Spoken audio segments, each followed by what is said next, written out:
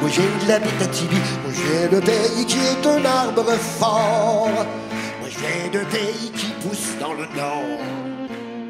Dans les années 1920, les premières entreprises minières débutent leur activité en Abitibi et le mouvement avance amplifiant au cours des années 1930 et 1940.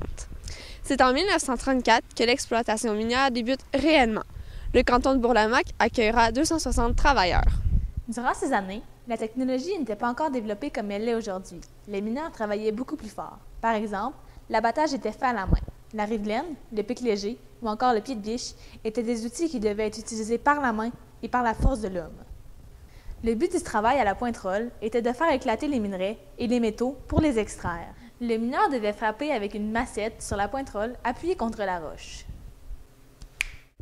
Pour ce qui était du chargement à la mine Lamaque, il se faisait par roulage. Le chargement consistait à charger manuellement ou mécaniquement les minerais extraits en vue de son évacuation par berline ou par convoyeur vers le puits. Le roulage était la technique pour le transport des produits, comme le charbon et les minerais, depuis le point de chargement du système de déblocage des chantiers jusqu'à la recette inférieure du puits d'extraction, pour finalement continuer son chemin jusqu'à la sortie de la mine. À la mine Lamaque, les mineurs étaient bien payés malgré l'époque. Les mineurs, à cette époque-là, gagnaient autour de 35 $ par semaine, ce qui était un excellent salaire parce qu'on est en pleine crise, la Grande Dépression. Alors oui, c'est un excellent salaire. Alors, 2 semaines de boulot, puis le loyer était payé pour l'année. Aujourd'hui, grâce aux avancées technologiques, l'utilisation de la robotique est possible. Celle-ci correspond à un système de contrôle automatique qui est très efficace et qui permet de manipuler plusieurs objets dans 3 ou plusieurs axes. La robotique dans les mines permet de manier des objets lourds. De plus, comme nouvelle technologie, il existe aussi des pelles excavatrices, des tombereaux, des jumbos de forage, des ponts élévateurs et plusieurs autres.